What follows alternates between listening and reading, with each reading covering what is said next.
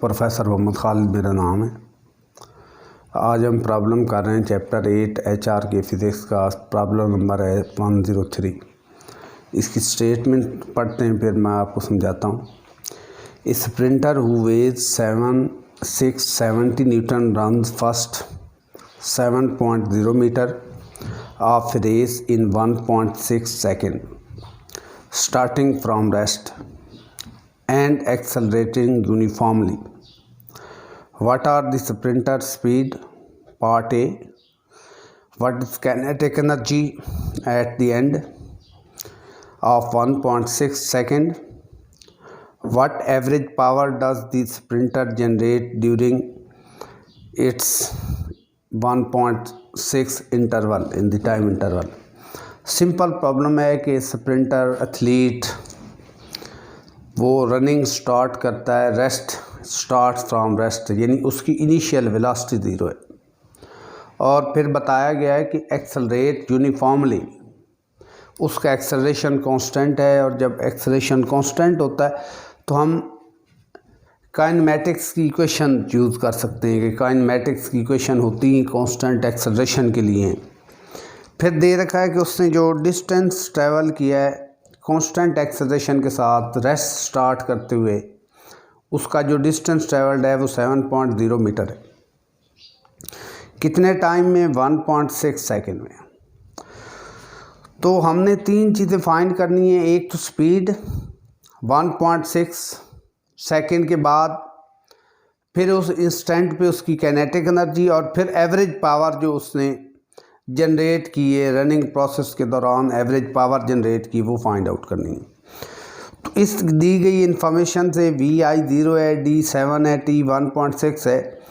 सबसे पहले हम एक्सेलरेशन फाइंड कर दें सेकेंड इक्वेशन ऑफ मोशन को यूज़ करते हुए।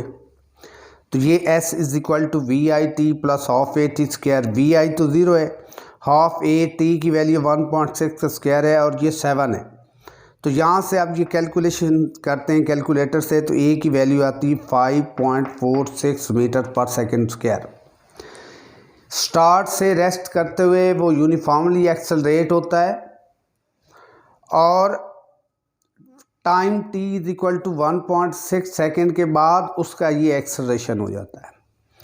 इतने एक्सेलरेशन इतने टाइम बाद उसकी वेलोसिटी फाइनल क्या है, और उस इंस्टेंट पे उसकी काइनेटिक एनर्जी क्या है, ये चीज़ हमने फाइंड आउट करनी है। Again using first equation of motion, VF = VI plus AT।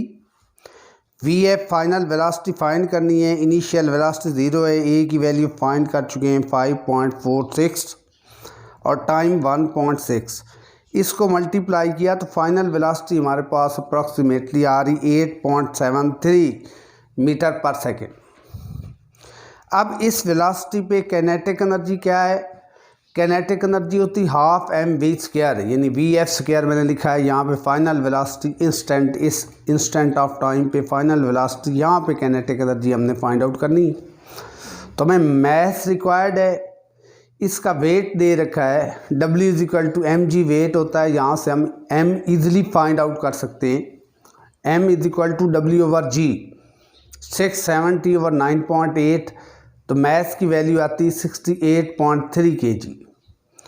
तो kinetic energy half mvf square, values put करनी। हाफ m की वैल्यू अभी हमने फाइंड आउट की है 68.3, vf जो हमने फाइंड आउट की वो वैल्यू पुट कर दें 8.73 का स्क्वायर। इस सब को सॉल्व करेंगे तो काइनेटिक एनर्जी आती है हमारे पास 2602 जूल, और अगर आप इसको किलो जूल में लिखना चाहें तो 2.6 kg ये आ जाता है। ठीक है, ये भी ठीक है, ये भी ठीक है। एवरेज पावर उसने कितनी जनरेट की है इस रनिंग प्रोसेस के दौरान? आखिरी क्वेश्चन पूछा गया है कि उसने एवरेज पावर कितनी जनरेट की है। तो पावर का सबको पता है कि average work done over time. तो वर्क डन यही है जो उसकी काइनेटिक एनर्जी है। उसने काइनेटिक एनर्जी, मूवमेंट जो उसने की है वो काइनेटिक एनर्जी है।